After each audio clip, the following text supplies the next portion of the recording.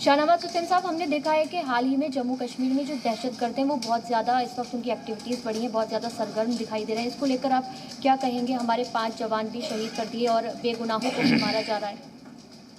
नहीं, सही है। जम्मू कश्मीर में जिस तरह से नापाक हरकत हो रही है, जिस तरह पाकिस्तान और पाकिस्तान परस्त ताकतें उभर कर इस तरह हत्या की राजनीति कर रही हैं, उनको मुँह तोड़ जवाब मिल रहा है। मैं मानता हूं कि जैसे चिराग बुझने से पहले एक बार जलता है, वैसी हालत है आतंकवाद की।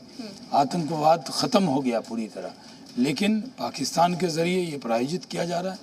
और कश्मीर में जो अमन आमान है, मैं खुद कश्मीर में चुनाव में रहा हूँ, बहुत देर तक वहाँ चुनाव बीडीसी के चुनाव में था, और मैंने देखा वहाँ आवाम तरक्की चाहती है, वहाँ वो लोग मुल्क से प्यार करते हैं, लेकिन चंद अनासर हैं जो वो इस माहौल को ख़राब करना चाहते हैं। उनकी साजिश को नाकाम किया जाएगा और पूरे दुनिया में हम एक्सपोज करेंगे पाकिस्तान को कि वो किस तरह की हरकत वहाँ कर रहा है। जो आतंकवादी हैं उनको ढूंढ ढूंढ कर पकड़ा जा रहा है, उनको मौत के घाट उतारा जा रहा है। बिल्कुल उम्मीद करते हैं कि जल्द से जल्द जम्मू कश्मीर में जो अमन शांति चैन है वो दोबारा से कायम हो। बहुत बहुत शुक्रिया शाहनवाज हुसैन साहब हमसे बातचीत करने के लिए। तो ये थे हमारे साथ भारतीय जनता पार्टी के राष्ट्रीय प्रवक्ता शाहनवाज हुसैन साहब। तो उनका कहना है कि बिहार में जिस तरीके से 2 सीटों पर उपचुनाव होने वाले हैं तो उसमें एनडीए को ही जीत मिलेगी और जम्मू कश्मीर में फिलहाल जो कुछ भी हालात बने हुए हैं उसको लेकर सरकार आने वाले वक्त में और सख्त कार्रवाई करेगी।